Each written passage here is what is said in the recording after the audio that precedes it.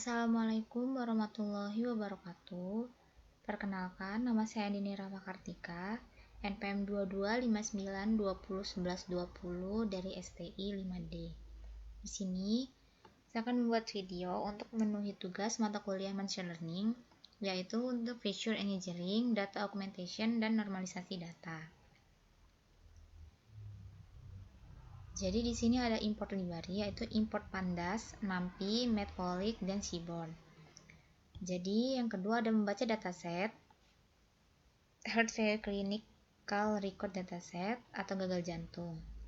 Lalu ada transformasi logaritmik pada fitur yang keyword. Jadi nplog1 ini menghitung logaritma natural in dari nilai dalam array atau series dengan menambahkan 1 pada nilai input. Fungsi ini juga digunakan untuk menghindari masalah ketika data memiliki nilai 0 karena log 0 tidak terdefinisi. Data creatine phosphokinase itu mengambil kolom creatine phosphokinase dari dataset data. Lalu ini menyimpan hasil transformasi logaritmik ke dalam kolom baru creatine phosphokinase log pada dataset data. Lalu NP1 melakukan transformasi logaritmik yang sama untuk kolom plates menggunakan log 1P untuk menghindari masalah nilai 0 pada data. Data plateles menyimpan hasil transformasi logaritmik ke dalam kolom baru plateles log pada dataset data. Lalu ada data egg group. Jadi di sini dia membuat fitur baru dari egg menjadi egg group. Jadi membagi kolom egg menjadi kategori usia egg group menggunakan rentan usia dan memberi label pada setiap kelompok. Kemudian menampilkan 10 data pertama dari kolom tersebut.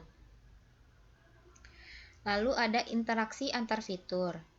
Jadi di sini data serum kreatin mengambil kolom serum kreatin yang berisi data kadar kreatin serum. Lalu data ejection fraction mengambil kolom ejection fraction yang berisi data fraksi injeksi jantung. Lalu data creatine to F ratio ini menyimpan hasil perhitungan rasio antara serum kreatin dan ejection fraction dalam kolom baru yang bernama creatine to F ratio.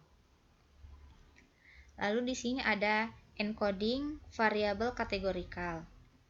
Jadi pada pdgetDummies ini mengubah variabel kategorikal menjadi variabel biner 0 atau 1. Setiap kategori dalam kolom yang ditentukan akan diubah menjadi kolom terpisah dengan nilai 1 jika baris tersebut termasuk dalam kategori tersebut dan 0 tidak.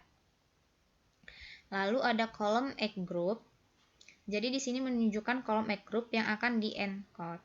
Lalu ada drop first true, yaitu menentukan untuk menghapus satu kategori pertama agar menghindari masalah multikollinearitas. Lalu ada visualisasi sebelum dan sesudah transformasi.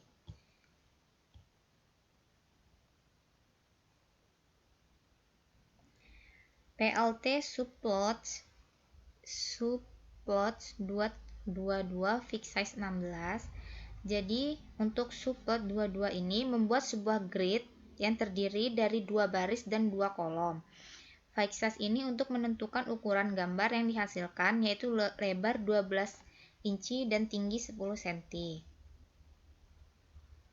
Lalu untuk creatine phosphokinase, data yang digunakan untuk histogram pertama yaitu kolom creatine phosphokinase dari dataset. Lalu x-axis itu menentukan lokasi plot pada grid subplot, dan KD true ini untuk menambah garis KDE yang memberikan representasi halus dari distribusi data. Lalu ada title original creatine phosphokinase. Ini memberikan judul pada plot, yaitu original creatine phosphokinase. Jadi dia membuat histogram seperti ini.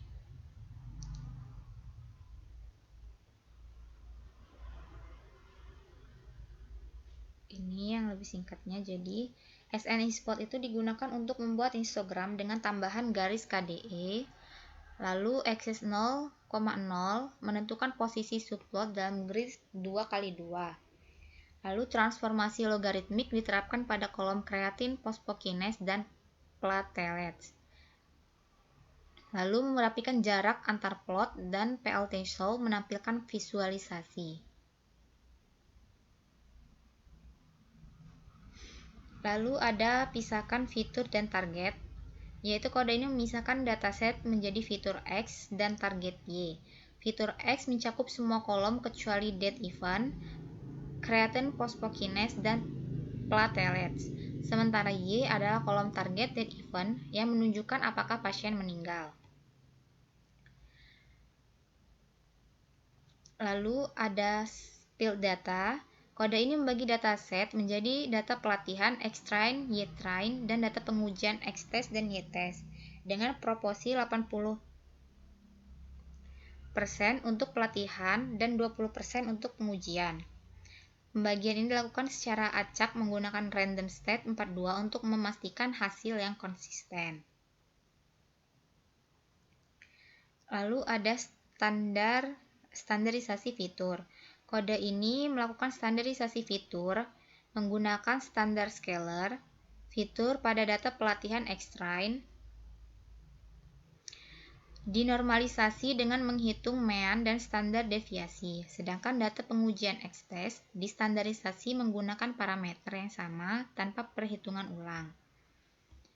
Lalu ada import pandas, yaitu mengimport dataset tadi dan mengambil 5 data yang teratas. Lalu ada identifikasi kolom numerik. Jadi data select tipe include float 64 in 64 yaitu digunakan untuk memilih kolom berdasarkan tipe data. Yang float 64 angka desimal dan in 64 angka bulat dari dataset data. Kolom ini untuk mengambil nama kolom yang terpilih, yaitu kolom-kolom yang berisi tipe data numerik. Jadi ini saja fitur numeriknya. Lalu ada import matplotlib pplot SPLT. Jadi di sini data numeric feature memilih semua kolom numerik yang telah diidentifikasi sebelumnya. Lalu his-bin 15 ini membuat histogram untuk setiap kolom numerik dengan 15 bin atau kelompok nilai. Fixed size 15, 10 ini untuk menentukan ukuran gambar histogram.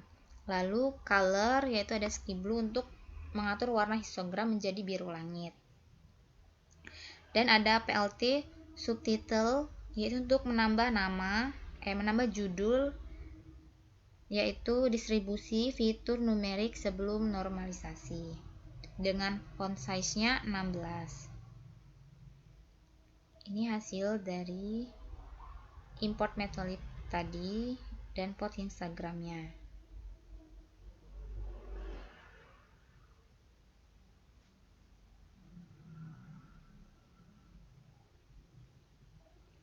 Lalu ada from scale, inisialisasi scalar dan standarisasi fitur numerik.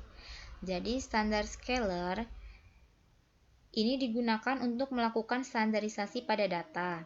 Standarisasi ini mengubah data sehingga memiliki rata-rata 0 dan standar deviasi 1. Data z-score itu untuk membuat salinan dari dataset ke dalam variabel baru. Data Z-score ini dilakukan untuk menjaga agar dataset asli tidak berubah selama proses standarisasi. Lalu ada data Z-score numerical feature, yaitu memilih kolom-kolom numerik dari dataset Z-score. Lalu ada scalar fit transform,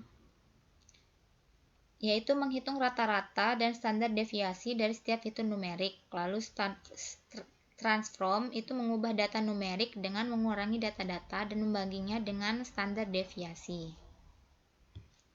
Lalu ada visualisasi distribusi fitur setelah Z-score standardization, yaitu data Z-score numeric feature mengambil kolom-kolom numerik yang telah distandarisasi.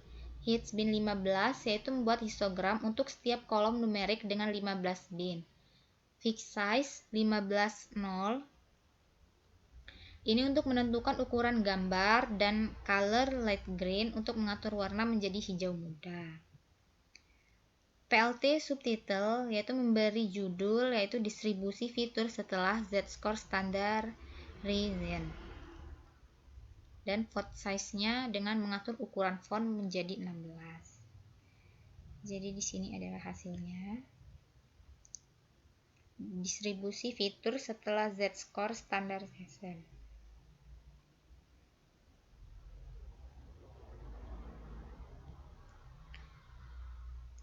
Lalu yang terakhir ini ada simpan dataset hasil normalisasi ke file CSV. Jadi dataset yang sudah didistribusi tadi disimpan jadi data standardized Z-score CSV. Baik, itu saja penjelasan dari saya. Saya akhiri. Wassalamualaikum warahmatullahi wabarakatuh.